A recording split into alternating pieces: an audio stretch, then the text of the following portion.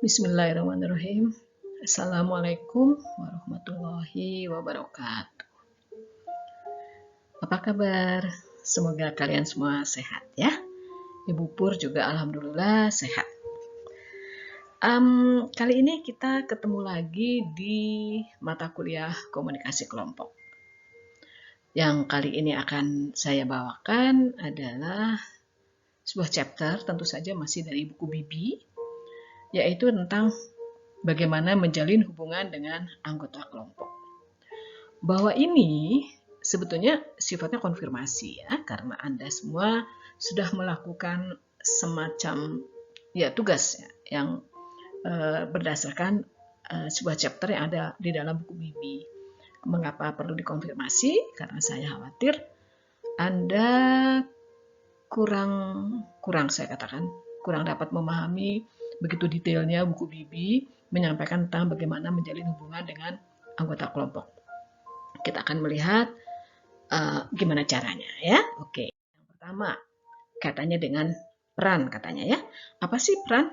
Peran adalah sekumpulan ekspektasi terhadap diri sendiri dan orang lain dalam konteks tertentu ya.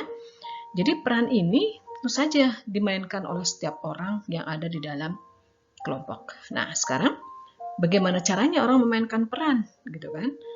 Nah, peran ini tentu saja tidak sembarangan dimainkan. Tidak sembarangan bisa dimainkan oleh orang yang terlibat di dalam kelompok. Karena peran ini kaitannya erat dengan konsep diri, ya, konsep diri. Bahwa seseorang itu punya konsep diri yang berbeda-beda, ya, yang bisa jadi berasal dari pengalaman diri, ya, bisa jadi berasal dari bagaimana orang lain memperlakukan Anda, ya, bisa jadi berasal juga dari bagaimana Anda kemudian menghargai diri Anda because of apa yang kemudian Anda dapat lakukan, ya, Anda menjadi menghargai diri Anda karena Anda bisa melakukan sesuatu misalnya. Nah, itu berpengaruh terhadap konsep diri yang tentu saja akan berpengaruh terhadap peran ya. Peran apa yang Anda kemudian akan mainkan di dalam kelompok di mana Anda berada. Ini adalah keragaman peran dalam sebuah kelompok ya. Ada peran formal dan tentu saja ada peran yang informal. Di dalam kelompok kita juga mengenal peran formal walaupun tentu saja derajat peran itu sendiri lebih rendah tentu ya ketimbang ketika kita bicara peran di dalam organisasi ya. Namun peran formal ini juga tetap sesuatu yang sifatnya melekat di dalam diri seorang individu karena peran formal ini diberikan oleh kelompok terhadap seseorang. Misalnya, oke, kamu menjadi ketua dalam hal ini, atau oke, kamu bagian konsumsi, atau oke, kamu bagian publikasi atau dokumentasi. Nah, itu adalah peran-peran formal yang diberikan oleh kelompok kepada individu-individu tertentu. Ya, tentu saja kaitannya dengan konsep diri, atau tentu saja kaitannya dengan bagaimana dia menampilkan dirinya, ya, mengkonstruksi diri dalam bahasa yang lebih kerennya lagi, mengkonstruksi diri ingin dianggap sebagai apa, gitu ya. Ketika seseorang itu ngomongnya banyak, misalnya ya, mengarahkan ini dan itu, maka dia sebetulnya sedang mengkonstruksi dirinya sebagai pemimpin misalnya, yang oleh karenanya orang juga pada akhirnya memberikan peran formal itu kepada orang yang memang punya kemampuan berbicara lebih banyak dan mengerahkan anggota kelompok yang lainnya untuk melakukan ini dan itu ya. Namun demikian ada juga peran yang sifatnya informal.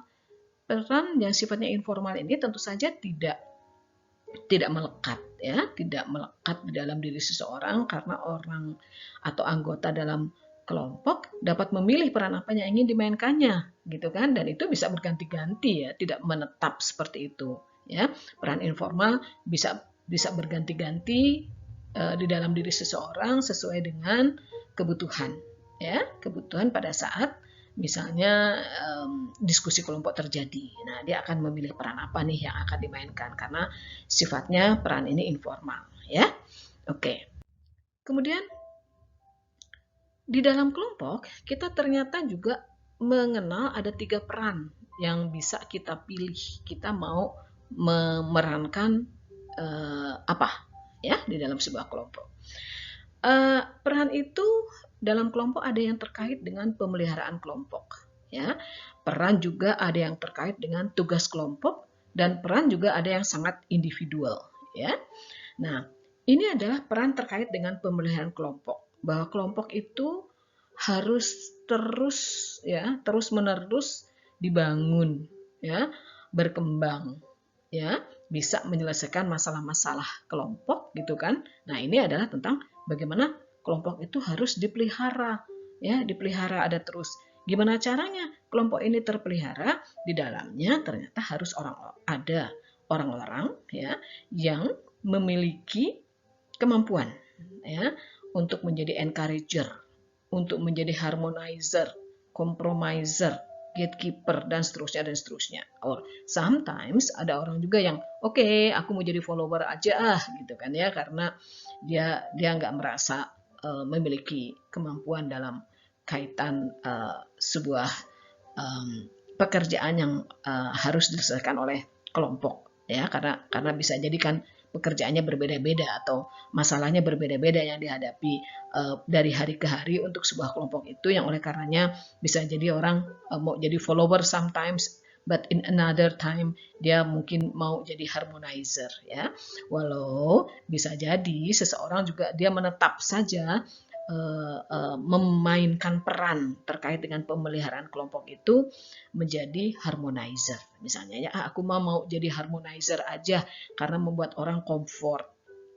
Ketika sebuah kelompok ingin membuat sebuah keputusan tapi berhadapan dengan pendapat yang saling berbeda antara anggota kelompok yang mengakibatkan adanya konflik.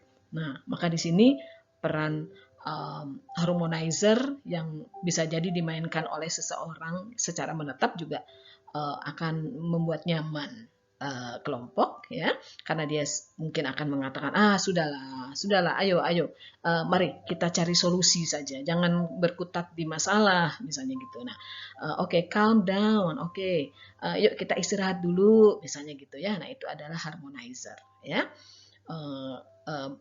Begitu juga dengan encourager gitu. Kalau orang-orang sudah kelihatan lelah, ya, putus asa, apatis, ya, itu encourager diperlukan. Maka seseorang kemudian akan mengambil peran itu dan mengatakan, ayo semangat, kita semangat, ya. Dulu kan kita juga pernah menghadapi masalah yang kayak gini, tapi kan kita bisa menyelesaikannya dengan baik, ya. Yuk, ayo kita bekerja lagi, misalnya. Nah, itulah peran encourager yang dimainkan oleh seseorang dalam kelompok untuk pemeliharaan kelompok, ya. Nah, terkait dengan tugas kelompok, ya, begitu juga orang-orang dalam kelompok juga bisa memainkan peran-peran seperti ini, gitu kan ya. Ini banyak banget nih peran-peran yang bisa dimainkan terkait dengan tugas kelompok, ya. Di mana sebuah kelompok itu ada sebuah misi yang harus diselesaikan, gitu ya. Nah, dalam tugas kelompok ini tentu saja ada orang-orang yang memainkan peran-peran, dan peran-peran yang dimainkan ini bisa jadi double atau bahkan ada 3 peran yang dimainkan sekaligus, atau mungkin juga hanya 1 peran, ya, yang dimainkannya. Misalnya ada yang menjadi inisiator gitu ya. Oke, ini ada masalah nih kelihatannya, yuk kita selesaikan misalnya. Ada juga oke, kalau gitu saya yang akan cari data-datanya ya, misalnya. Nah, ini adalah information seeker gitu kan ya. Atau mungkin ada yang menjadi opinion seeker. Oke, kalau gitu ntar saya tanya deh kepada kelompok lain gitu ya, atau kepada orang tertentu gitu yang memiliki pengalaman terkait dengan masalah yang dihadapi oleh kelompok gitu kan. Nah, pendapat yang akan dibawa itu kemudian oleh salah seorang anggota kelompok akan dicarinya gitu ya. Jadi dia akan pergi kepada seseorang untuk mendapatkan opini dari orang itu gitu ya. Atau ada juga yang menjadi koordinator gitu ya. Oke, kalau gitu siapa mengerjakan apa dan kamu mengerjakan ini dan itu dan seterusnya, menjadi koordinatornya ya.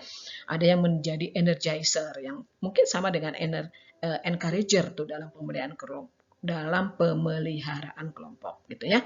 Ada juga yang jadi recorder kan dia menyimak kayak notulen gitu kan ya, mengamati apa yang terjadi dan kemudian mencatat gitu kan ya, dan lain-lain.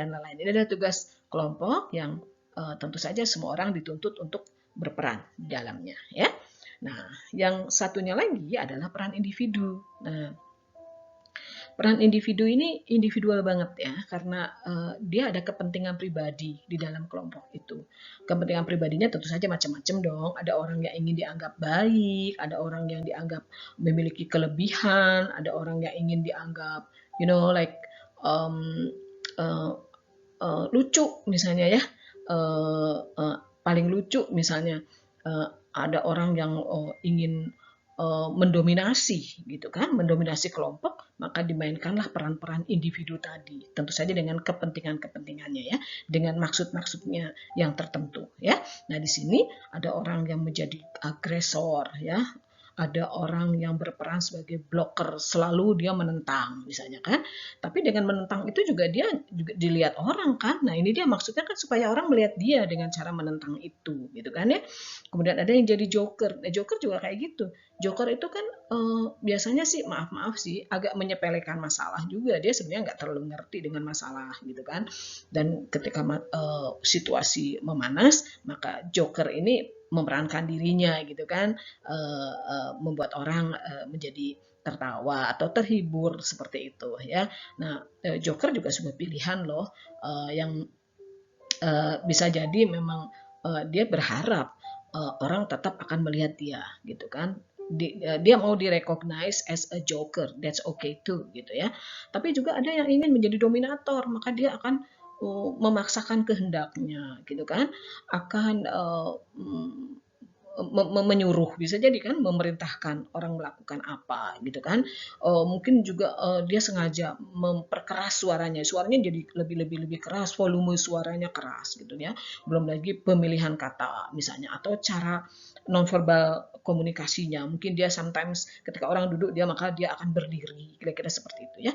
Nah, ini peran-peran individu juga bisa dimainkan oleh Anda sebagai anggota kelompok ya, kalau Anda mau eksis, karena di sini adalah terkait dengan existence loh ya, bahwa semua orang harus eksis kan di dalam sebuah kelompok. Maka apa yang Anda pilih ya, jadi nggak masalah Anda memilih apapun sih sebetulnya, as long as Anda menyadari bahwa you have to be exist gitu kan ya. Jangan menjadi tidak eksis gitu, walau mungkin sebagai follower pun tetap aja kan follower yang bunyi gitu kan, yang mengamini gitu kan, yang membuat orang kemudian jadi nyaman kan dengan aminnya Anda tadi, dengan persetujuan Anda yang walaupun Anda hanya menjadi seorang follower, itu pun tetap ya Anda memainkan perannya ya. Dan apalagi peran individu yang lainnya nih terkait dengan yang di sebelah kanan saya, maka itu pun sama. Anda silakan sesuai dengan peran yang ingin Anda ambil apa ya, karena balik lagi juga yang seperti saya bilang tadi, bahwa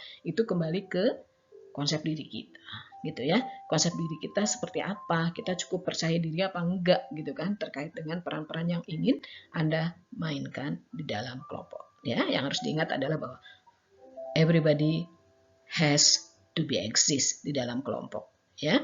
Semua merasa harus ingin direcognize ya, diakui keberadaannya ya. Silakan Anda milih peran apa yang Anda ingin mainkan.